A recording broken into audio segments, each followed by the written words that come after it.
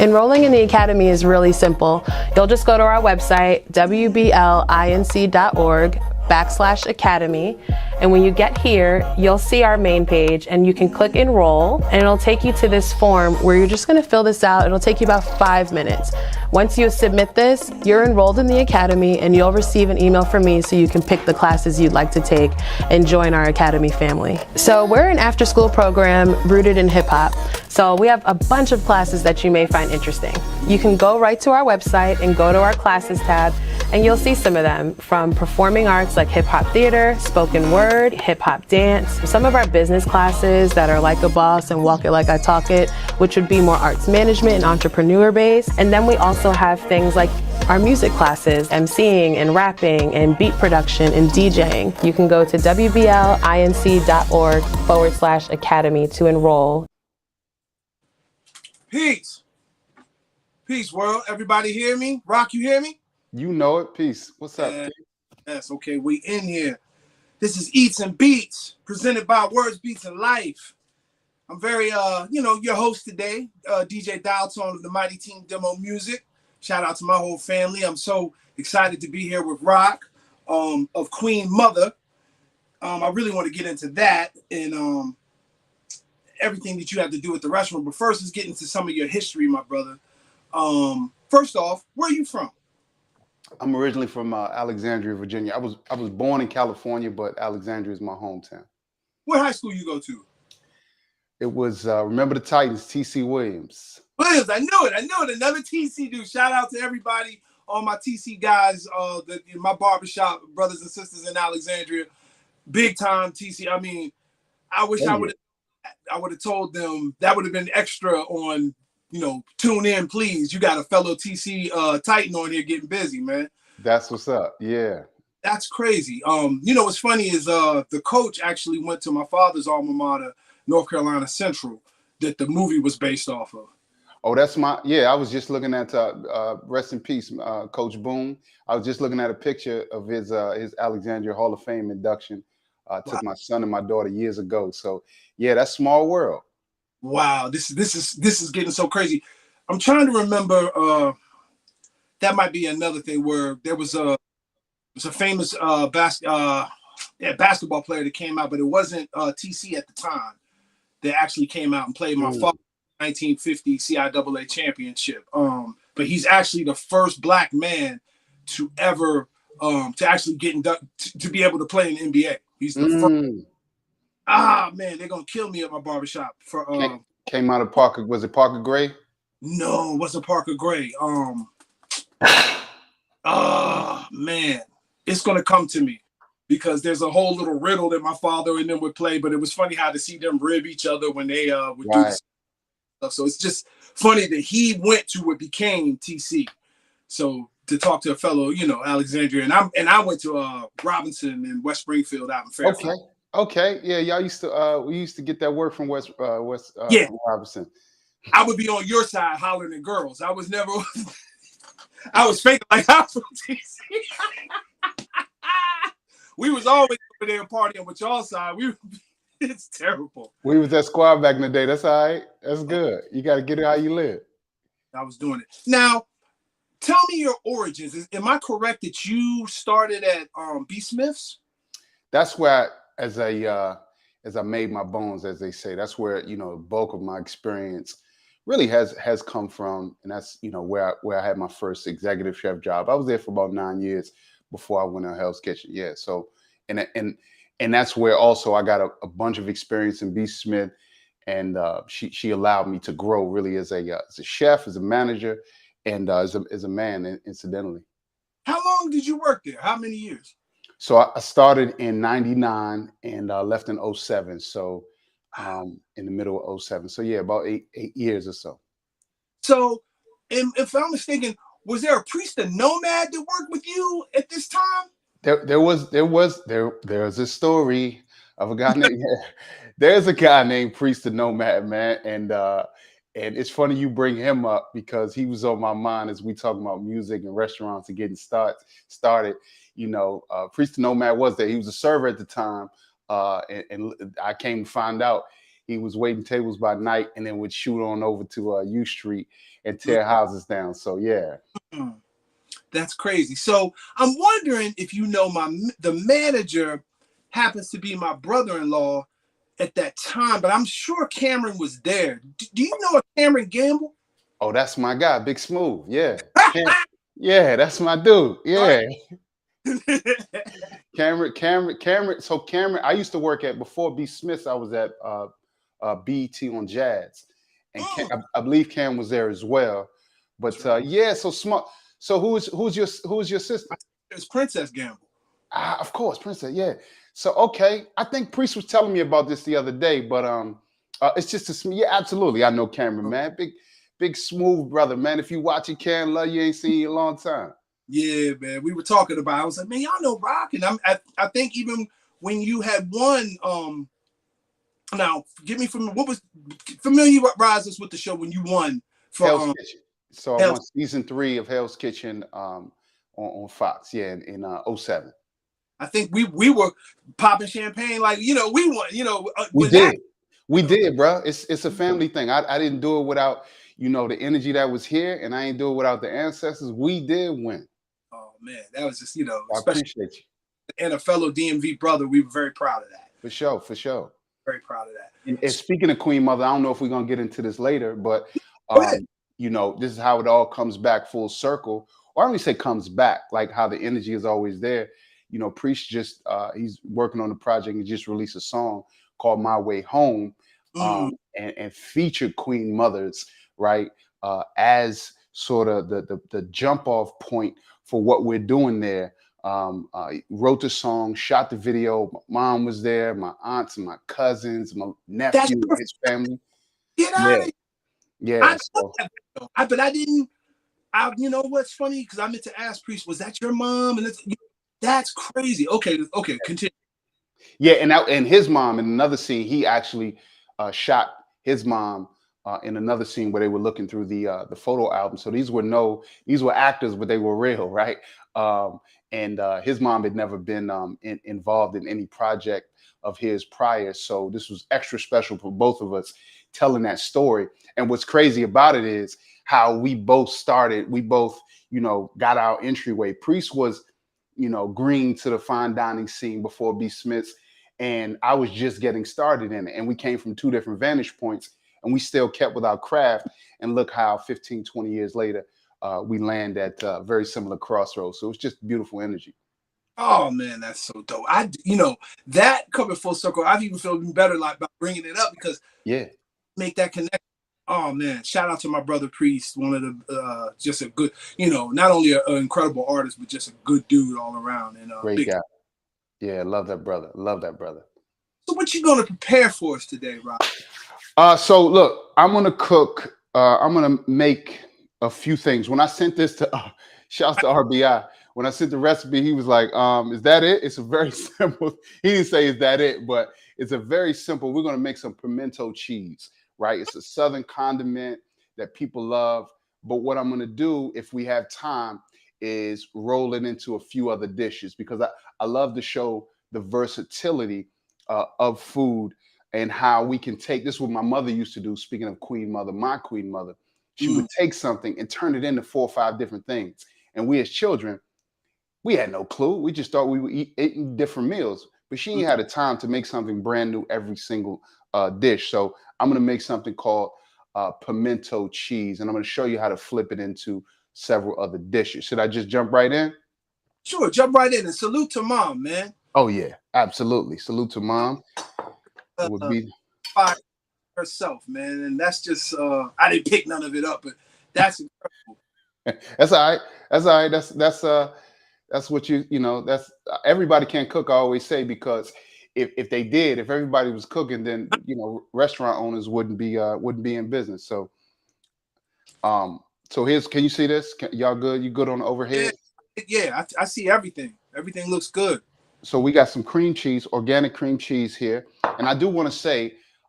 This can be made plant-based easily. Everything I'm using here, you can find vegan, so easily made plant-based.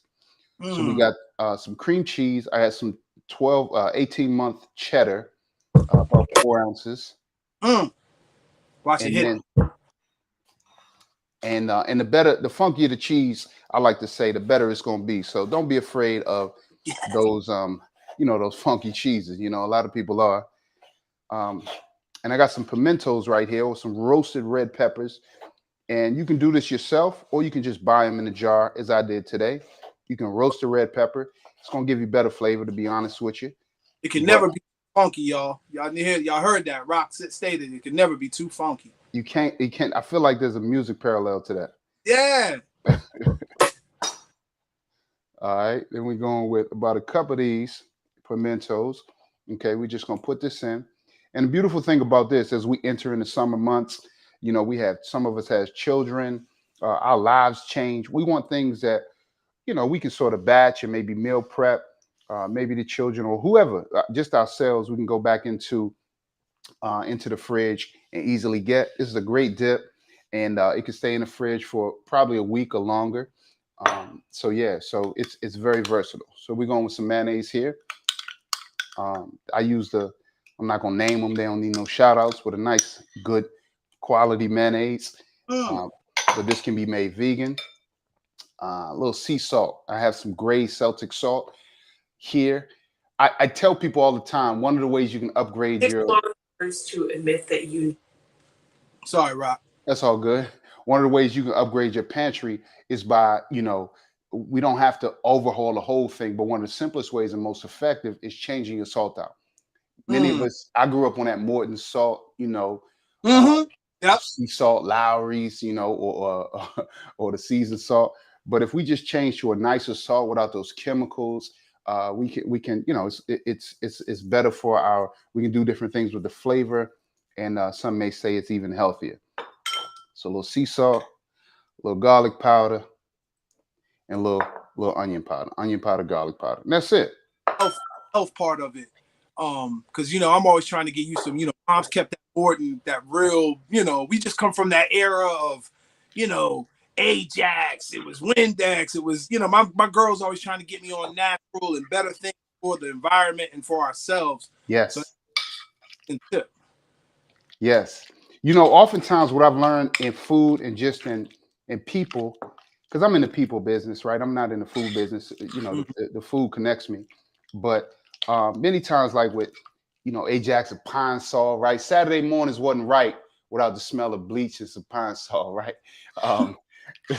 So many times we got, what you say, Tom? That is our households for real. Saturday started. You better get to cleaning. Right. So many times we connect with the sound or the smell, and it's not necessarily, you know, it's the same with food. We just got to understand what's at the root of some of our likes and dislikes. And once we understand that, it can be easy to transition over to, you know, some healthier or more responsible alternatives. And I'll tell you this, sometimes, you know, good is just good. That's why I say use the funkier cheese, right? The 18-month-old or the 2-year-old cheddar cheese is going to be more expensive than the regular old cheddar. But when you pay more, you probably going to eat it more in moderation than just gobbling down the whole thing, because it costs, you know, 2 and 3 times more. So you'll save it a little bit more. It's just like, you know, cognac or champagne or something like that, right? So I got a little platter here. So a little crudité platter. And this is one of the ways that we can use it. So we just made that in 30 seconds, maybe longer. And you just put that in the dip. And boom, you got something that you can leave out. Easy for people to come on over. And, you know, nice little party treat. Kids can go in. I got some carrot chips here, little tomatoes. You can actually stuff the tomatoes if you like, some cukes. And surprisingly, fruit and tart, sort of tannic cheeses pair very well with fruit, stone fruits like peaches and even apples. So don't be afraid to mix a hearty, creamy, rich, fat. Just think about it. It's like fat, rich, balancing with that fruit. So we got one dish right there. Boom. Took us 2 minutes. Next time we got to do this, I need to be there live with you so I can taste and while you're doing this. This is It's funny, foodie, myself, someone who I grew up. My mom was from the South, and she went. She moved to New York, and she was in culinary class, and she worked at Sid Allen's, and had to go to wines, to know what selections of wines. And I know there's a better way to describe the school, but she was in the service industry, so she really took a lot of pride in cooking, man. And it was a real to see her make something from nothing. I remember, sometimes she would just get an assortment of beans and throw the neck bone in there and cut up a whole bunch of vegetables. And she said, "Baby, this is comfort food, baby. This is what almost like po folk food in a funny way, how she would say it, but this is comfort food." So, in that, with your origins, what I will ask you this, Rock: what are your favorite things to cook? Like, where did you start? How does that start for a cook? Like, for an artist, I guess you pick a certain thing. As a musician, I love all music. Hip hop just hit my heart a bit differently. How does that come about for a chef?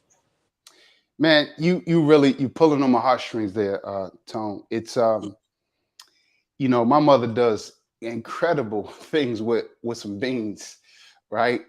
You just come home and I mean, she was staying with me for a little bit, and they're just ready and they're great. I think I got started on very similar things, and I didn't really understand what she was doing there in the kitchen. And my grandmother was a phenomenal cook as well. But so comfort foods really, really, anything that, warm bowls of soup, short ribs when they were cheap, right? Mashed potatoes. My mother used to make, she hadn't made it in a while, but she used to make the most amazing. It was simple, just sauteed broccoli. And I didn't realize that she was just, blanching the broccoli, a little bit of water, saute it with some butter, a touch of salt. And it was just it tasted like a real vegetable, but it was really good, man. So comfort foods really grabbed me. And the simple things, salt, pepper, garlic, a lot of garlic in our house, bunch of onions, simple things. Same here, man. It's like you said, she would do some sauteed like carrots, and it's funny when I see homeboys. I've seen people in my family come to my house that never want to touch a vegetable, and my mom a dish that would have them. Shout out to my cousin Tish and everybody in the family that knows, like, hated Brussels sprouts. Let mom hit it with that garlic and that butter. Listen, listen. It's the truth. So was your like, what was your entry point? Was it similar in music? Like, as far as like, how did you? What's your origin story? Coming from a musical family, man. It was always just music, man. Like, we was like the Cosby family. Like, Daddy's great, give us the chocolate cake. Like, we was rapping at the table. There always had to be music in the house. Right. So, I must say it started there. My party people, they were entertaining. It was either they were putting on for the family or they were inviting family and friends to come over and entertain. They like to entertain. I love to see work rooms. My mom liked to prepare. My dad liked to get on the grill. But Al Green was going, stylistic. They had such an interesting kind of taste of music. My father was James Brown, Sam Cooke. My mom was all of that. But then she might like show tunes. She might want to take you to go see Grease, and she like orchestra, she like gospel, so I got a lot of it from them. But I can say that probably for me at an early age, I was already breaking down music. I'd hear something and I would be like, that's a piano, or that's a drum, that's a, like, what is everything? And I don't even think I knew at that point in time that I was already like piecing it together, piecing music together, like, and how it's made. And I think that kind of grew into a habit, because I'm kind of one of those people, if you look at my room, you probably can't see a lot of my posters and stuff, but I always like comic books and Star Wars and G.I. Joe, and I took it crazy as a collector, and I would just get it. And music was the same way. I would just kind of go through my mom and dad's collection, and before I knew it, their records would start moving into my room. So about 88, I decided I wanted to DJ. And I think really was off of hip hop hitting me and seeing your Jam Master Jays. And I mean, there's just so much with my musical journey from having a real soulful fly family to when hip hop hit my heart in like 86 kid, I was determined to figure out how to do it. Yeah. And then, you know, met my brothers, J. Cosell and Wise. And it was kind of funny that we found each other because we were all into the same things. We were all doing music, and they were advanced. They had a demo before I even knew to put voices to music, you know? Mm-hmm. Man, Rock, it was crazy, man. It's just, it's a drug. I gotta have it. Let me ask you this. So when you say, I'm curious about the first time, right? How young when you knew that it was pulling you? Like, what's the earliest music memory? You know what I mean?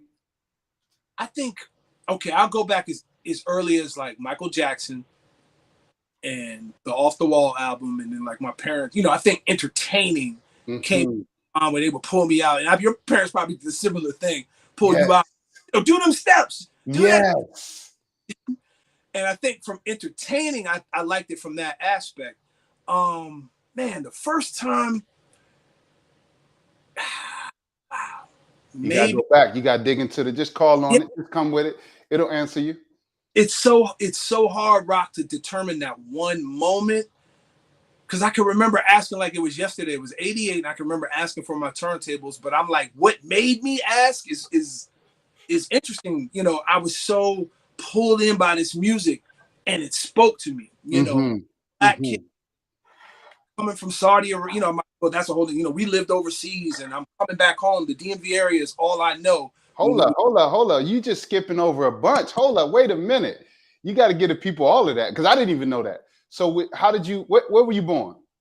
I was in Washington Women's Hospital, and Women's Hospital. It's no longer here anymore. Okay. I'm gonna get some music on real quick. Hold on. Are you digging in the crates? You just like the ingredients, I imagine. Do you have something queued up, or is it just how you feeling right now? I'm gonna put on some funk. You said funky cheese, so let me see. You gonna put on something funky. Is it gonna make you turn your nose up?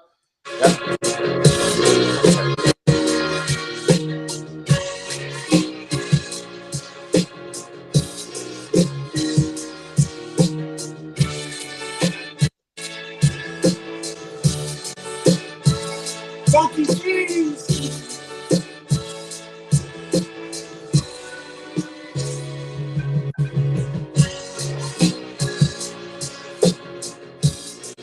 Some old funk. Okay.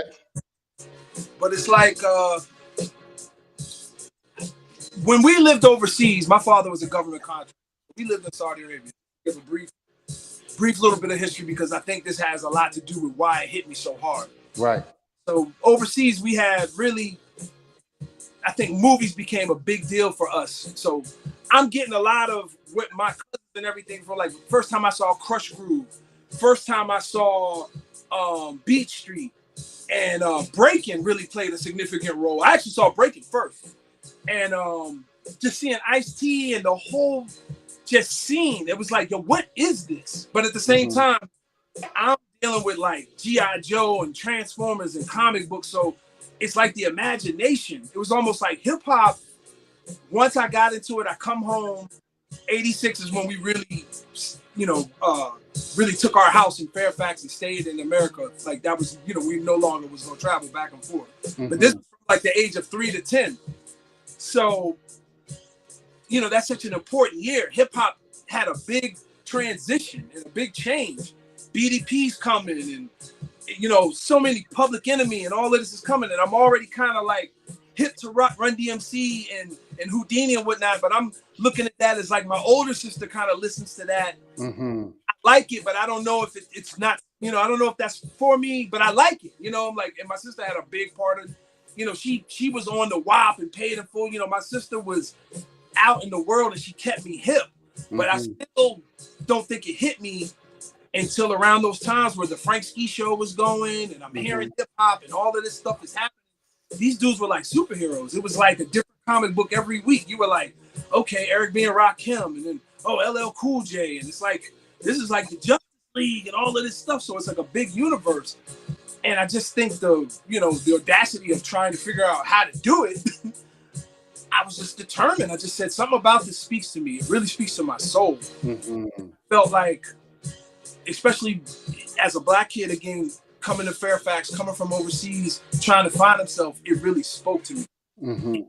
Knowledge itself, it had a lot of things that I could identify with, where I'm like, this is about me, where I didn't really have that before. I never heard anything like this. I never heard what Poor Righteous Teachers was talking about. I didn't know what Karis One was enlightening me on, the humor of Jazzy Jeff and the Fresh Prince. LL, like, the king, like almost like the big dog. And then his history from Run DMC. Yeah.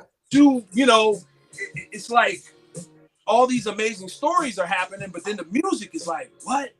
Scratching is at a height. You got Jazzy Jeff, DJ Scratch. The evolutions are happening. You're hearing styles change and beats change, and it's like you're being a part of this. So it's like really from their rock from '86 on, I could say I wanted to have something to do with the culture. Whether I knew what I wanted to be, but I wanted to be part of hip hop. I love that, man. Especially, if you were around here and that, you and I both experienced, 80 from the late 80s. And I had two older sisters to the mid 90s. We experienced, just, I would call it a war zone, right? I'm in Virginia, so it's a little different, not a little different, it was a lot different than DC and Baltimore. But for Black youth growing up in that time, I know when I first got introduced to hip hop, it spoke to me as well. I never really, I rapped a little bit. My cousin's a rapper. I rapped a little bit, but I never saw myself being a part of the music industry the way that you are. So I'm curious, about a couple of things from hearing your story. One, why did you ever consider like rhyming or being on a microphone? Like what drew you to, it sounds like it was your familiar experiences, but what drew you to, being the DJ as opposed to everybody wanted to be a rapper when, because you had some of the same stories. So I'm just curious about that. It's funny, Rob, because I jive, now that you asked me that, I did a little bit of everything. Okay. Get some background on here. And while you're doing that, I'm gonna show you I'm cooking while you cooking. We're cooking at the same time. Just to show everybody, I made a grilled cheese. I have some brioche here. And a little butter. I put some of the pimento cheese in there, a little more of our aged cheddar, just because you played funk. Okay.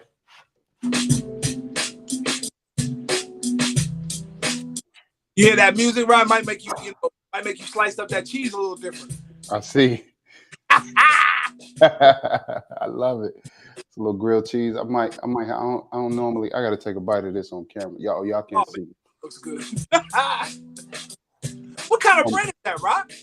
Oh my goodness. Brioche. I knew you had something funky. I know it wasn't like no regular bread. Oh nah. I mean, you can make this with regular bread, but we're not. That's a brioche. That's a rich, buttery. Oh my goodness. That's like, you can't fast on that bread. That is so good. You got the tanginess and the funkiness of the cheese. We should, when we cook, like everything shouldn't be one note. I'm trying to act like I know music, but I don't really know music.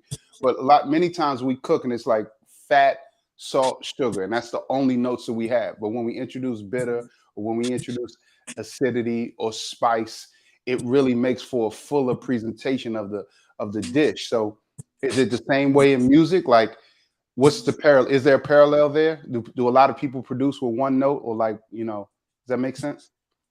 I mean, all feeling. For me, it's feeling. It's like mood, because I can roll through a bunch of samples and I might hear 2 or 3 that I'm like, yo, I could do something with that, but maybe just not right now. It's just not hitting me right now. And then it's like, once that one sample kind of hits you, it's like, okay, this is, and then I don't know, it's weird. It's like, you almost see a picture. Once you start forming that beat, for me, this is just me speaking. Once whatever that sample is, it grabs me where I'm like, okay, let me put this this on the machine and let me start chopping it up, seeing what I get out of it. And then it might start putting a picture where I'm like, okay, I can hear it pitched like this, or I can hear it slowed down like this. I can hear the drums behind it like this. And then you almost start seeing something. It's like a vibe, a feeling, a mood, and it just kind of comes from there. Because I always felt that, especially never having like a signature sound, but just I think if anybody wanted to categorize us, they'd probably be like hard. Like it's just hard. It's constantly slapping. But I don't think we've ever tried to make one kind of beat. You know what I mean? Like it's all about vibes and just how it comes out. I've heard some rock music, it'll start with one riff.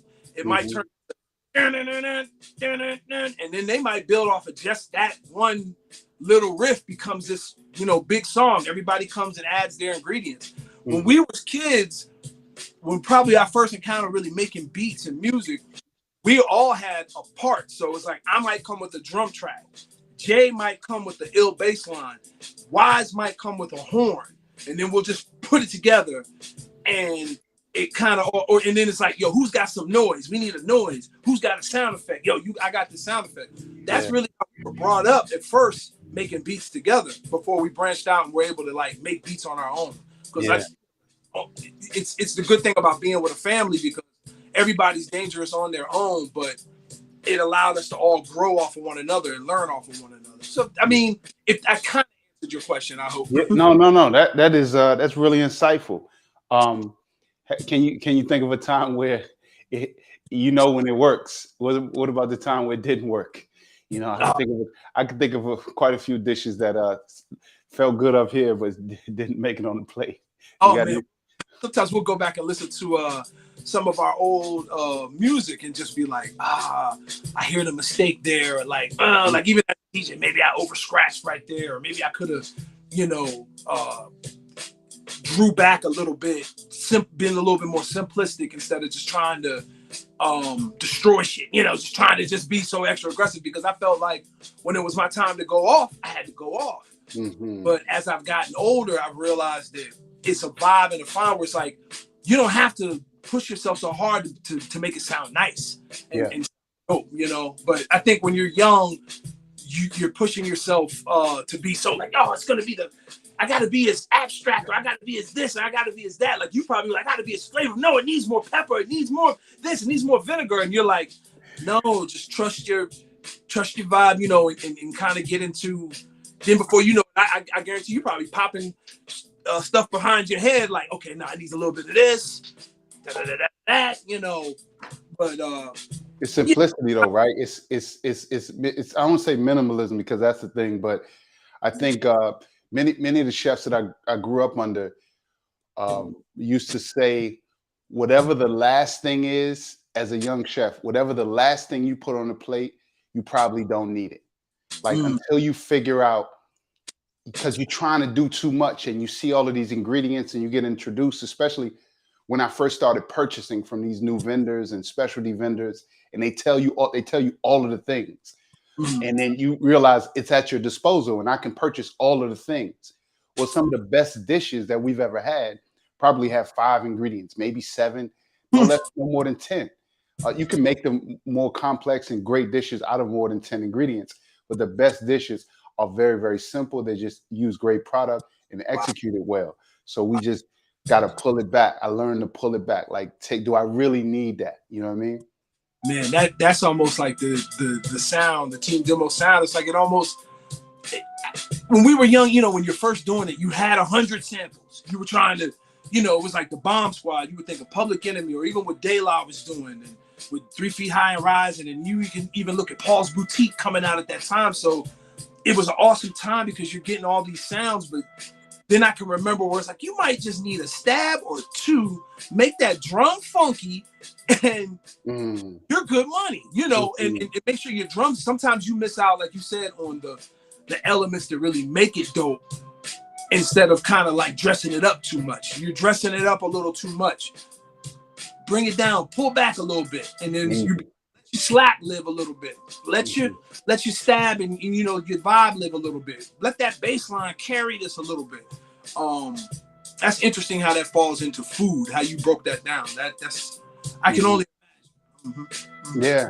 Are you? Is there a song that you hear, whether it be yours or just in general, that feels like nails on the chalkboard? Like, is there a song that just great? I can name a couple of restaurants. I won't do it because I'm trying to be right.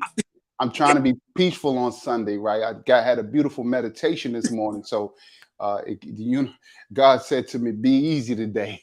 But is there a song that really just like grates on you? Ah, man. Yeah, there's plenty. It's funny when you look at like classic albums and you have skippers. Like I can think I hate You Overdid It, Holmes. You Had Too Much to Drink on EPMD's album. Oh, baby. I was like, I understood what they were trying to do. Good message, but it's like it just throws. It's like as soon as it comes on, you're like, what album is this? Why would this even be included? Right. With this masterpiece, or even like Try to Do Me on the Brand Nubian album. When you could tell that was the New Jack Swing. You know, they were trying to kind of capture that essence, but to their credit, it was only one song. But as soon as it comes on, you're like, why? What just happened? You're almost looking at it like, yo. Did it shuffle? Like back before shuffle was even a thing? Like, did we shuffle to a different playlist? Like, I know you're almost over there questioning them. Like, I know they wouldn't do this type of joint. And let me get some funk on here for us in the background. Matter of fact, hold up, Ron. Can you hear this? Let me see if you can hear this. Oh yeah. I know. I know you too. I love you too. I love you too. I know. Real Sunday. I know you too. I know you too. It's that cheese. I know you too. I know. But wait, like I know you too. and I don't even want to sound like, you know, what is that? Even this new stuff, even this, it'll make you crazy, you know. Yeah. You know, and I try not to be a old man in the club or a hater. It's just from the era that we're from, and I'm sure you saw chefs do little with less, without a name or without, you know, all the promotion and everything that comes with it, and they're probably not that good of a cook. Yeah. You know, sometimes you look at certain things and you're like, is it the promotion? Is it the machine behind that person? You know, who's really the artist? But I tell you what, man, going through being in this music game and you get into the music business, you got to know when to separate the two, because you know, there's one minute it can feel like a job where you stop feeling like an artist, and you always want to feel like an artist, so you can be as experimental. And you know, if you're making one kind of thing, like I'm sure if they were like, well, Rock, you got to make a burger this type of way every time, unless you can experiment. But I will ask you this: how do you maintain to do your signature dishes when you're a chef at a restaurant? Man, you just dropped the bar right there. That's, you know, I think for me, I'm constantly learning. I said that on my pro tip. I'm always learning. Internally, most important than anything else, but just about this industry, right? So you have the business of food, and you have, I'm an artist, I'm a creator, right? like I said, I'm in the people business. I like entertaining, and I like expressing myself. And just because you expressing yourself and you like put out some real dope ish, doesn't mean that you're going to be critically acclaimed or you're going to make a lot of money. And I think that it can be and both, but for me, it's really, you know, having a good team and understanding that the two things aren't mutually inclusive. So I can be cooking some incredible food and some phenomenal dishes and pulling it from all over the world or regionally and engaging with some other creators, and ain't nobody looking. Because that's not the vibe in the media. That's not what customers may want. I might not have a marketing budget. or I might not have a publicist, or just a number of things that have to do with strictly business. I had a restaurant owner tell me one time, this dude out of LA, and I won't say his name. He was coming to DC, brought his restaurant to DC, and we were talking about working together. And he said, Rock, what you want to do? And I said, listen, I want to take this concept and make it, number one. I was in that super like competitive mode. And he said, I'm gonna tell you something. I don't know if this is the right company for you. He said, because I don't have to have the best steak. As a matter of fact, it doesn't even have to be a good steak. And I'm on the phone like, what? And he said, we have a model, here's our model, and here's why it's successful, and here's how much money we make.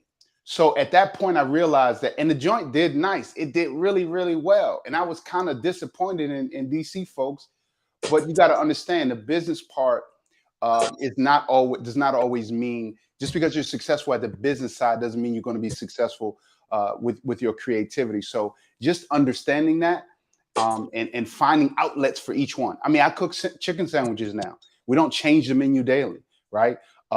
They're phenomenal premium chicken sandwiches that you can't get anywhere else. But again, it's the same product. We sell thousands of them every single day. So I have to find different ways to create and express myself just at home to keep my culinary skills and my different cooking skills sharp. So that's how I deal with it. That's dope. That's kind of comes into like DJing gigs, doing other different type of projects. It keeps me sharp. I like to. I'm not afraid to do versatile things. Like I would rock band and do scratches, or I would produce an R&B song, but I would like to bring some of my flavor to it. It will sound kind of like the TDM sound, but it'll be the R&B side of it, but it'll be funky. I just want it to be funky. I never want it to sound too manufactured. Mm-hmm. Oh, that's that signature drum that they use 100,000 times, and you're like, it worked, and for some people it'll work for a long time. Right. I love to see that evolution of that artist once they kind of like they get there, and it's either like, am I going to start being real watered down, or now do I really start experimenting? Mm-hmm. I felt like Kanye was, by the time he was on the first album was incredible, but if you really look at the next two and what he was doing, who he was bringing in, the keyboard, the artists that he was working with to make beats, it was like, okay, that's what you're supposed to be doing. You're supposed to just keep elevating your sound to the next level. And I find, when you listen to groups like Dail or Tribe and those levels of albums, it gets better. So that's interesting that you got to take your creative outlet and do other things. I would almost think it's harder. Well, I guess you're not under contract. You can cater, you can do whatever you want. I can do whatever I want. I own my own company and I work for myself. And that's one of the benefits. But I realize it's self-reflection. I know who I am. So I do want to make a lot of money, but I also want to be rooted in something that's deeper than just money. Right. Mm-hmm. So that's where my craft, like I didn't set out to say, oh, I want to be like, I wasn't 12 years old at the stove, like, oh, I want to be a millionaire. That wasn't the start for me. I wanted to entertain with folks. I wanted to, but many times what I want to do is not going to get you to $1 million. It can be and both. It doesn't necessarily have to be, but and I want to be honest with myself. So I don't necessarily get it right, but I'm learning more and more that they two different things. And chefs, we're a different breed, man. We're a different breed, and I've had to learn that about myself and my craft and this industry. The industry is what it is. You can't bend a thing to make it what you want to make it. I don't know, hip hop, I mean, you rooted in some great music, like, the roots, and you talking about 86, 88, where you got your burnt. I can't imagine what you think. I don't know, but I talk to people in hip hop all the time. Priest and I have conversations, right? Priest is celebrating his 50th year birthday. And just thinking about how hip hop even still a thing now? Like, it's not to disrespect the genre, but I can't imagine how you stay rooted in what you're rooted in and seeing this metamorphosis of the industry. I don't know if you could speak on that, bro, but that, to me, that's wild. And I think me and you can both attest to saying that you gotta love this, Yes. you know, if you're really in it, like you said, to be your own boss, and you're out here able to do rock Harper, I'm able to do DJ Dalton, Team Demo Music, and continue to hopefully walk our path where we can express ourselves, have our artistic expression. Mm-hmm. And if a little bit of money comes with it, we're not mad at that. Mm-hmm. But yeah, it's you gotta love this, man. I feel like you gotta love whatever art you're into, because you're gonna be tested. There was a time where I'm sitting in these executive offices, and I can remember if we played, say, an artist, and maybe, you know, he had a street sound to him. He talking that street talk. Mm-hmm. More interested in whether, not how witty he was and how he created bars and how he made this, you know, there's certain dudes who can even make street rap sound brand new because they're that good of an MC. Mm-hmm. And that's who this guy was. And they were more interested, does he have a record? Did he really get down on the streets? What's his story? Mm-hmm. And you know, it almost made me feel a funny way of pushing his music. You know, I was like, huh? Mm. You know, like, and this is right around the time where, you know, where 50 was really booming and you know, was that guy. And it was almost like, I don't think people see the talent in 50 Cent, what he was able to do with his talent, but it was more like, oh, he got shot a whole bunch of times. I'm like, do y'all hear the music that this man don't? There's a reason why he's here. It's not because he got shot. But then there's like a crowd of people who are like, well, no, it's because he got shot. And then you're like, well, damn. And then you're looking at the industry like, no, we want that. What's that guy that really has a record? And, you know, you're missing out on the music part. And then I've even, you know, you say, Rock, you might even come into a spot where you're talking to some fellow chefs and you'd be like, man, I had a killer Thai place around the way, man. Right. It's dope, man. It was really, really good food. Yeah, but was it this? You know, that's peasant food. This one is a bigger conglomerate and a bigger restaurant. They have better ingredients. You're like, well, no, man, this is this dude right here. Yeah. That lick the pot foolishness. Like, he's got you in there, but he's using this, and he might not be on this platform, but he's good. Yeah. You know? And that part is, you know, in the game, you got to kind of deal with that. You're like, who's really in control of the direction of them? You know. We could go all day on that. That's a whole nother conversation. Yo, you listen, man, to hear you break down, you know, the 50, that piece is, I think that's incredible, man. Just to understand that, you know, and just to see, I'm sorry, I'm rambling, but just to see that you can still, you know, have your foundation like you have over decades and still come out like, I don't say unscathed, but with some integrity, with some artistic integrity, and you don't have to, you know, go down that path to make a living, right? It took you a while, right? You still with it, right? You didn't come to be the artist that you are today because you just were born that way, or 12 years old. You was just like, okay, I'm great now. I don't have to do no more. But that's, you know, it's the same way, similar in the chef game. It just takes time, and you have to learn about yourself. And you also have to, you know, sometimes what you're doing ain't hot. You know, I was frying chicken. I've been frying chicken for 20 years, right? And somebody said to me yesterday, this dude I grew up with, he said, you frying chicken, bro? He's like, you bet. He's like, you know, you can do more than that. I said, Slim, I'm happy. I know who I am. I'm happy. I don't need to prove nothing to anybody. But when you're younger in the artist game, I felt like you feel like you need to, you know, it's not popping. Washington Post ain't checking for me. Right? They're not coming. They talking about everybody else. Sometimes you just got to wait and figure out who you are. And then now everybody wants to fry chicken, right? You got all these chefs from around the world that want to fry chicken. So that's just one point. But I mean, that's just one example. But I think coming out with your integrity and knowing who you are is really important.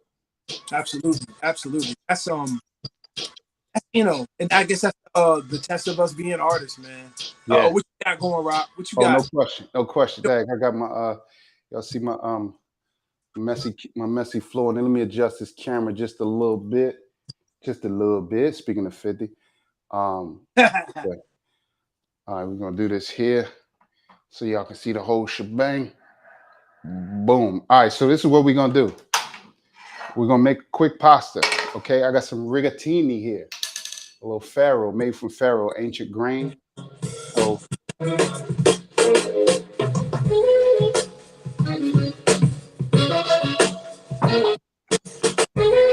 let you get busy, Rob. Yes, sir. Let's go.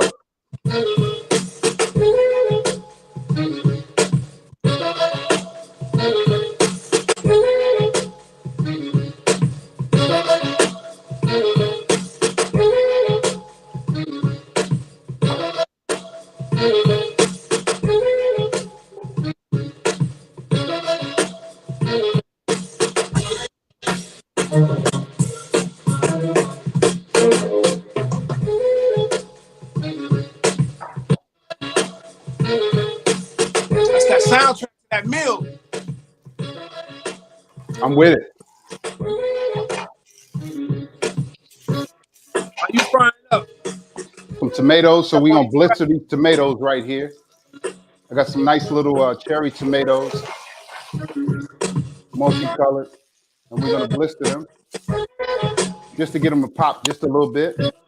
Put in some pepper.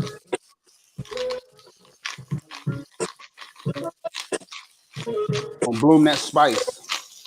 It's a real quick dish. All by using the same thing. We got some cooked pasta. Woo! Oh yeah. I'm gonna let that nice and high heat, right? Don't be afraid of high heat on this one. Really, really high. We just want to blister those tomatoes, get the skins loose a little bit. We don't want to cook the mess out of them. This is a nice summertime dish. It's hot outside. Tomatoes are great. We're gonna take some of this Russian kale, this Tuscan kale. Mm. Not even gonna put a knife on it. I'm just gonna rip it. Torn kale, some green in there. Blister that, and it's a very fast dish. I got this heat as high as it can go because we want this to be fast. Okay, a little more kale, a little more greenery. Just gonna pick that right off. Right, boom. Once that's wilted, just gonna add our pasta. Okay, rigatini pasta here. Mm. Okay, all right, let's do it all. Let's do it all. All this good food. Say again. That's right. I said husky. How they gonna put a husky dude on here? Why take all this delicious food? I love it. I love it. You're a little choppy, Tone. Just a little bit. I can't hear you. You hear me? Yes. Making sure that music wasn't up too fucking much. It's like I got the music on, but I can't hear you when the music's too loud. So I want At the same time. Yeah. A little heavy cream. Just a touch. Just a touch. That looks good. Herb, right? We got some basil in here. Yes. A little thyme, some oregano. We're gonna let that thicken. And also what I have here is some pasta water. I reserved my pasta water. So it's got some salt in it, and it's also got the starches from the pasta. So it's gonna help thicken this up without adding Chef, more. No, that's ill. I never heard of that. Yeah, always reserve the pasta water. It's a free way to actually, in a pasta restaurant, when I was in Vegas, we had an Italian restaurant, and we would use the pasta water for a lot. It has, you know, the starch from the pasta, seasoning, right? Salt at minimum. This chef will put oil and some other things in his, the chef that I work with there. But reserve that pasta water because then you can add it back to your dish. We need to loosen it up and also add some more flavor. So I don't know what the parallel in the music world to that is, but don't throw anything away. I would probably say, can you hear me, Rob? Yes, sir. I think the parallel with that probably in my world would be like keep drums readily available. Like sometimes when you're painting your canvas, you know, you're painting your picture, it's good to have some it's almost like your colors already there. Like you might have certain sounds you already know that are good. You tempo them or slow them down, make them fast, but there's certain drums that you'll have kind of have that sprinkle. You might want to chop drums up right there on the spot, but there's nothing like having those ingredients start to get ready to cook. This is a little Calabrian chili. Add a little heat to it, just a touch, and this is almost done. So here's how we're gonna bring in this. We're gonna bring it all together, right? So it's a nice light pasta, and then we just add some of our pimento cheese right at the end. Okay.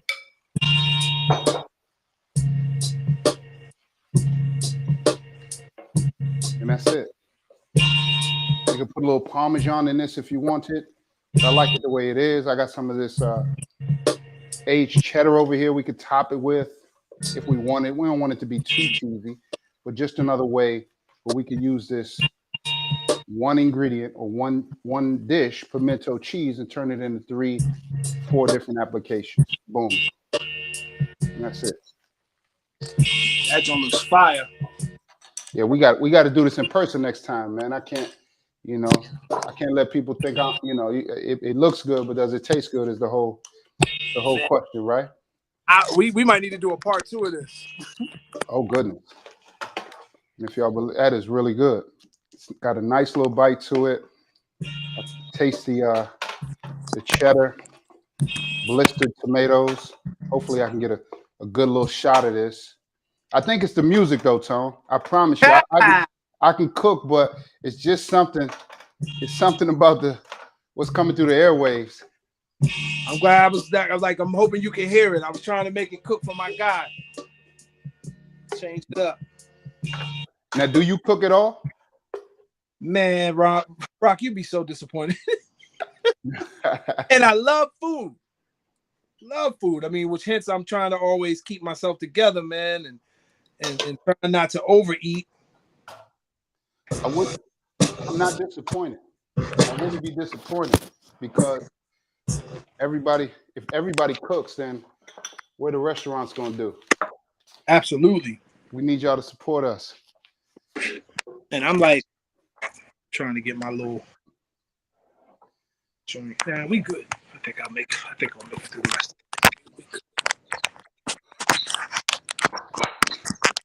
Got it on the good old reserve.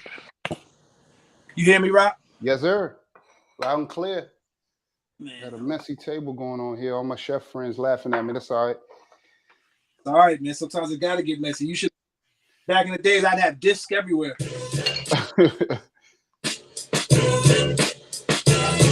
That's that Rock Harper music. Hey, I like that. I try to shake things up when I come through. That sounds like theme music right there. I'm telling you, you come through with the apron on and everything. I want you to come out like a wrestler, like. And you know what, Rock? I would even do something ill, but I would even request you to make something. What you mean? Talk to me. Man, I might want you to do, but you know what would be funny? I would want you to do like a Southern breakfast. You know, with the fried potatoes and onions. I'm going to Mom. Mm-hmm. My sister were talking about this, and rest in peace to my mother. We lost her in 2017. And something about that soul food and just, that food that she raised us on, man. Our palates, and my friends always, compliment me. Shout out to my brother Tito. He would say, that boy always, he could smell something. I can smell scampi before I even hit the door.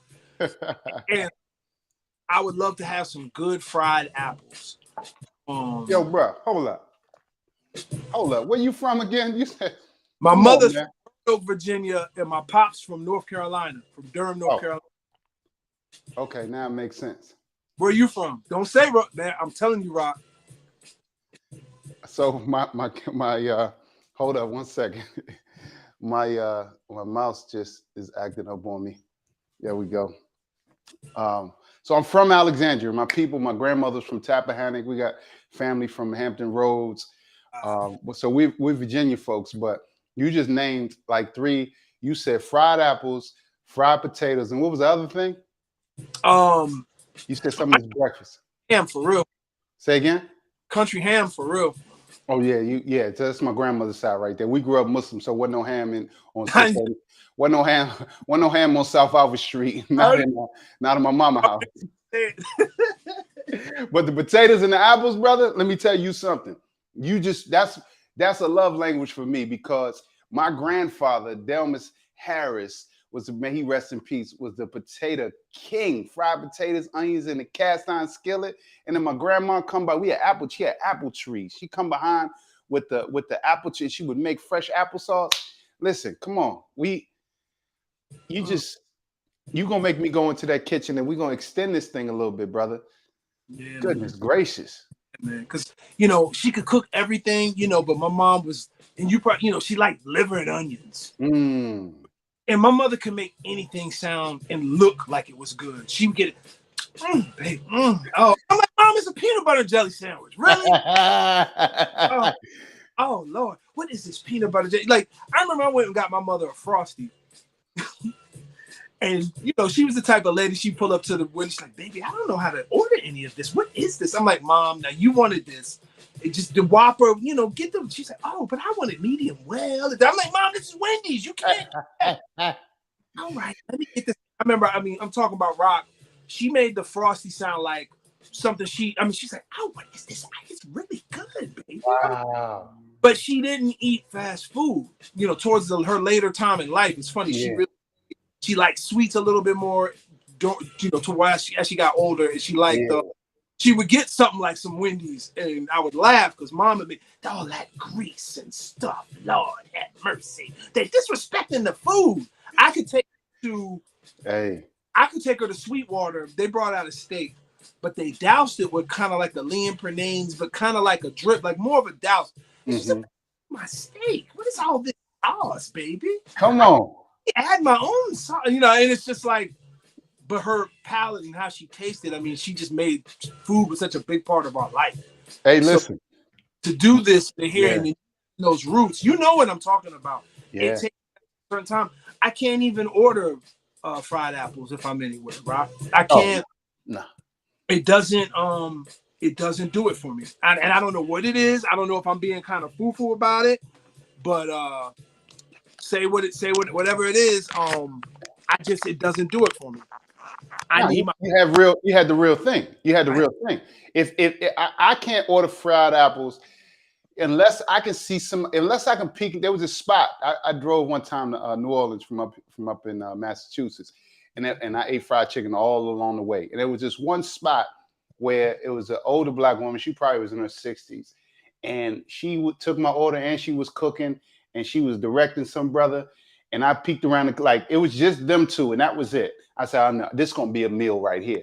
Unless I see her in the kitchen, somebody auntie or somebody grandma in the kitchen frying my apples, I'm not ordering either, brother. I don't think you're being foo-foo. You have a discerning palate, my brother.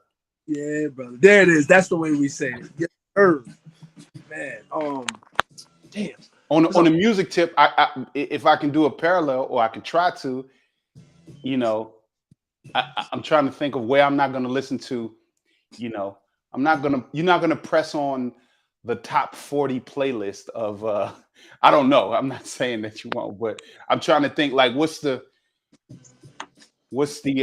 analog version of that? Like, where are you going to know that you're getting like authentic music or beats? Does that make sense?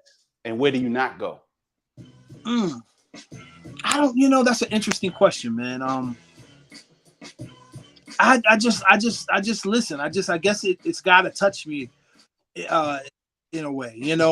I feel like there was a time where even the diehard hip hopper in me would say, I don't like that, whatever that is.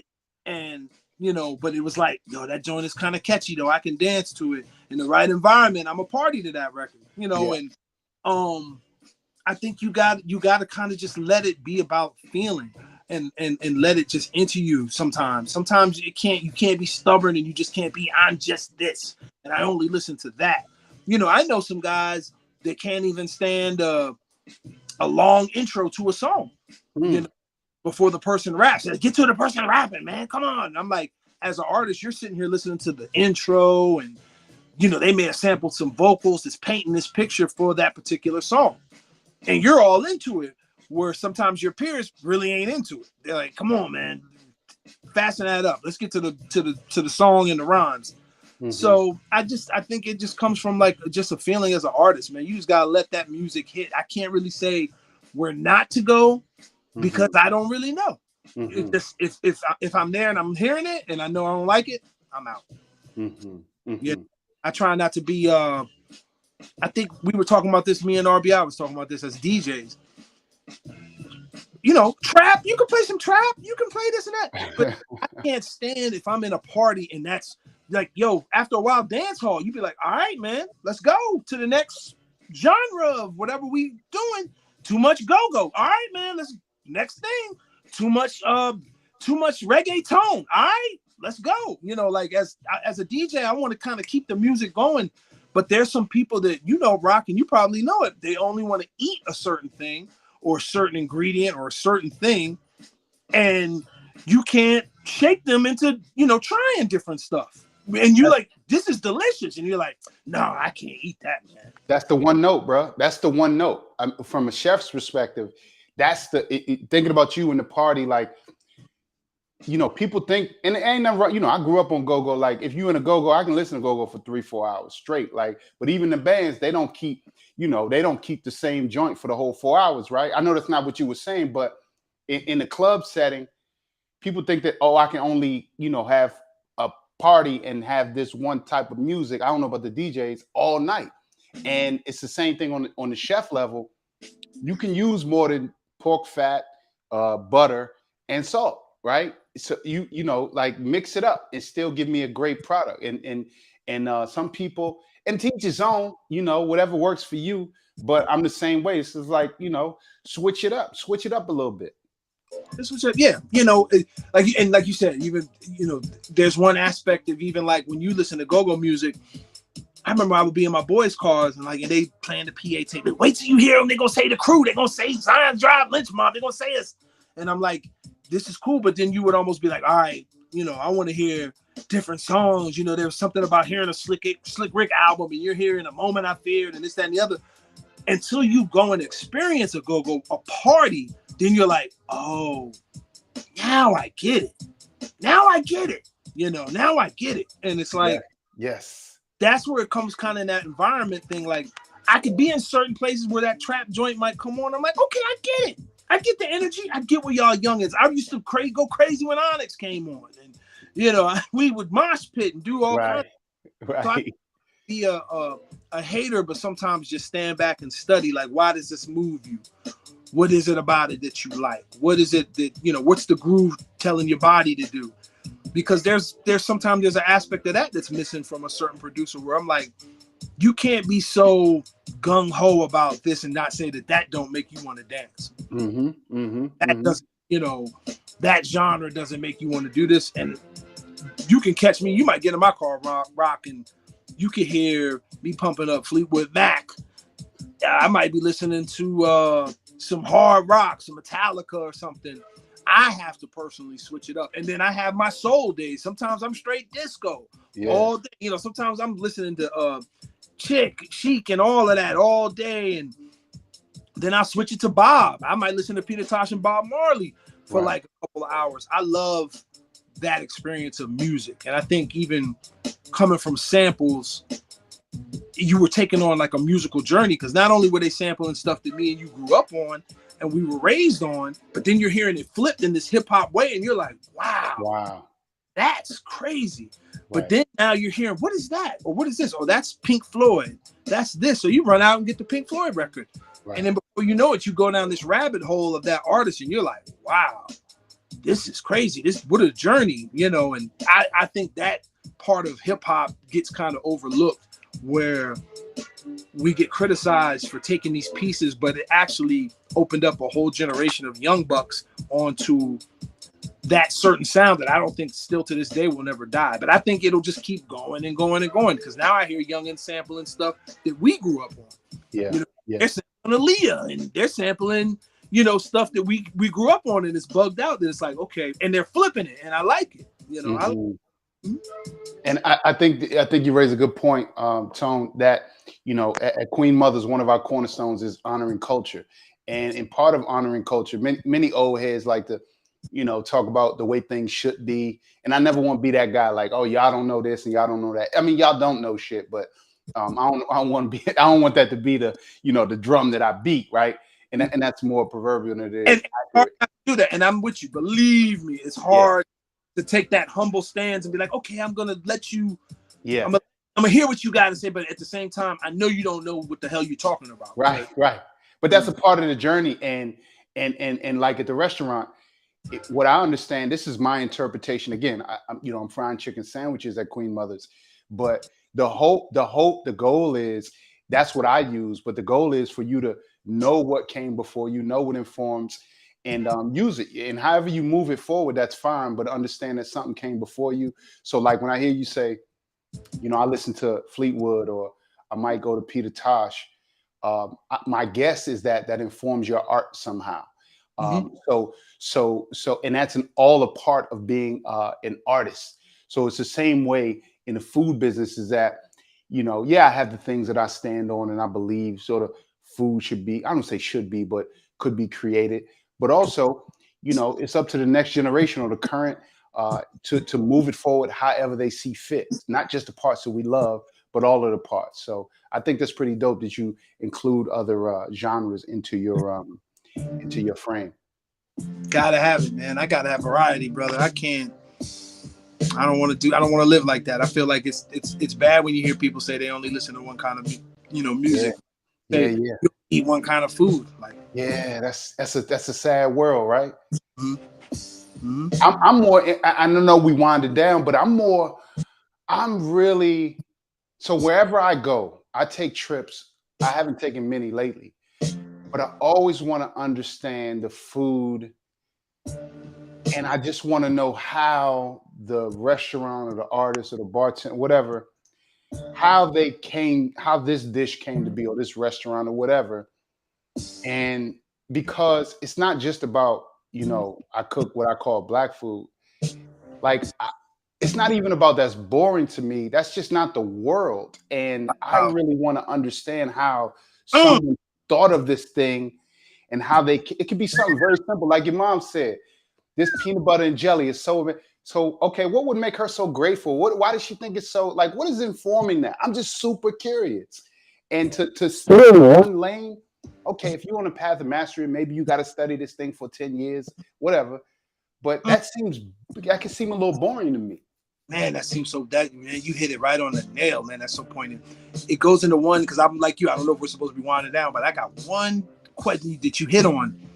As a black man, as a chef in this game, have you experienced discrimination? Have you experienced racism and hate? For you coming into the game and in restaurants and industries, like I mean, we could probably go a whole, like I said, we might need to do a part 2, RBI, if you listening, but Rock, go on that real quick. From your world, I would love to hear, what you've encountered and what you went through real quick. So the short answer is, of course. Like, I don't think anyone in this country is, whether you're aware of it or not, has not experienced it, right? So, racism is not an event; it's a system, right? Dr. Frances Cress Welsing said that for many years. She wrote about it in her book. Racism is, so when we look at racism as a system, then and not just an event, then you see, or I see, that absolutely I'm affected by it every day. Specifically in the restaurant business or in the food industry, I went to a predominantly white institution and educate my university, and my food, whether explicitly or outright stated, which it was, or not, I was told that the food that I grew up on would not be accepted at, let's just say, a James Beard or Michelin level, right? So this is why I was talking about, to go back earlier, where timing and having being rooted is really important, because I'll have these French and Italian and maybe Spanish at some point. These European cuisines were seen as the thing. Like, that's the thing. Whiteness is centered in culinary arts, right? So we're trained around George Auguste Escoffier, Antoine Carême, gastronomique. That's the center. That's the jump off point for all things fine. So when you center whiteness, Wow. then the question is, what is whiteness? Where is it? And how do I get close to success? Right? So those are all of the questions. And if you ask that outright, in the 90s, where does Black or soul or Black, brown, Southern fit as it relates to success? The answer is it doesn't. So, Edna Lewis and Patrick Clark and Joe Randall and Leah Chase were not widely celebrated until now. Edna Lewis, after she died, right? She was one of the mothers of Southern cuisine. So to answer your question, of course, I've experienced discrimination and racism, and I've had barriers that have been up that some of my white counterparts have told me about that they had. And this is even post Hell's Kitchen. This is even after I achieved a certain amount of notoriety. But so I have experienced it. But the thing, here's what I always come back to. And we got to ask ourselves, like, what is Black? Like, what is this thing? Racism is a made up, man-made construct just to sort of, achieve and deny power. So I got to ask myself, who am I?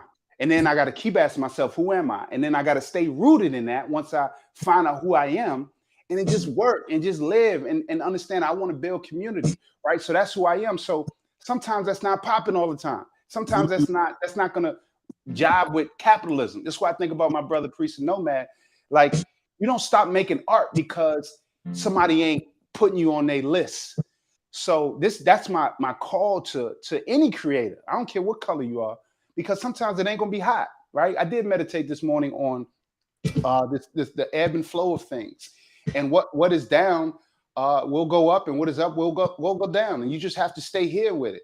So we have experienced those things, Tone, and not to go too long with this, but I feel like our calling, at least I know mine is just to stay rooted and keep doing what we do, because we can't let somebody else tell us what's hot. We hot. We are culture. We move shit forward. Pardon my language on a Sunday, mother, if you watch it, but we move shit forward. So we experienced it, but we keep pressing and we keep making dope stuff. Uh-oh. Are we live? Did I lose you? Is it just me? Did I go disconnect? Was that my cue? That was a too long answer. Am I still live? Let me check. Uh-oh. Am I good? Are we gone? What happened? Do I need to start rapping? Are we still on?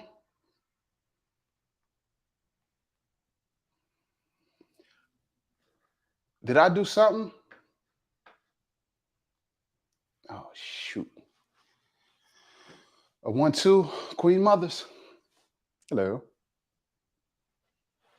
Hi.